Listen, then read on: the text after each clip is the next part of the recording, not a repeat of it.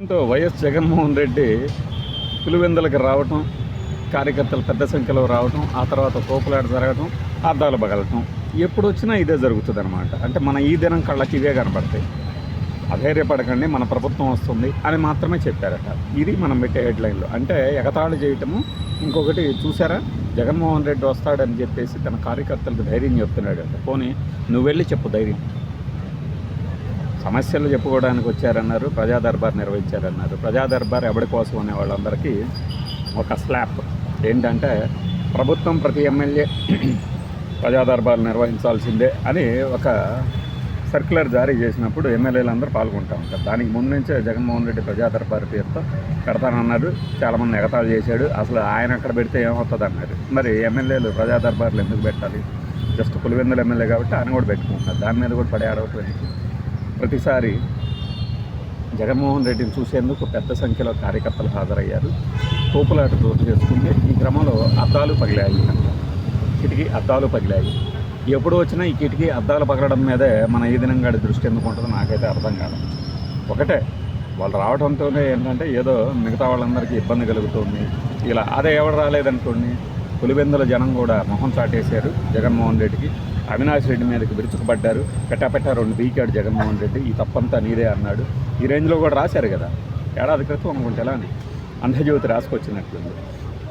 ఆ జనం చూశారు కదా. రాత్రి మనం ఒక విజువల్ పెట్టాంగా, అక్కడే అన్నీ కాపీ చేసేసి క్లబ్ చేసి మీకోసం అని చెప్పి చేసేసారు. అంటే ఒక ప్రతిపక్ష నేతకి ఇంత ప్రజాదరణ ఉన్నప్పుడు ఆ విజువల్ని మనం చూపెట్టడంలో తప్పేమీ లేదు.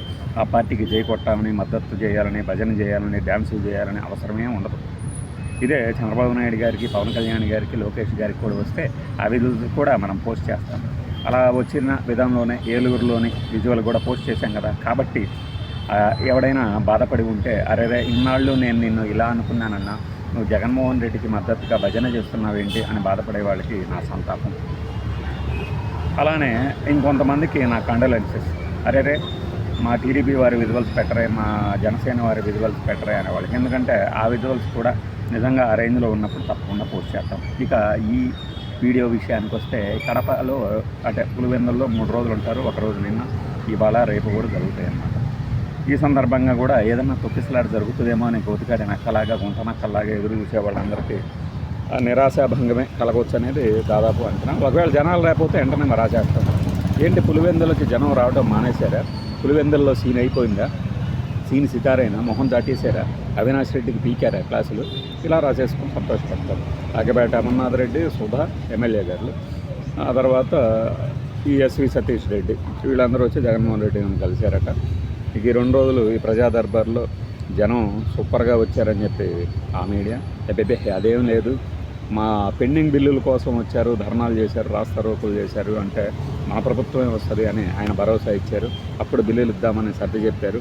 ఈ క్రమంలో కొన్ని పూల కుండీలు విరిగిపోయాయి, అద్దాలు పగిలిపోయాయి అనే రాతలకి ఇక అంతే ఉండదు.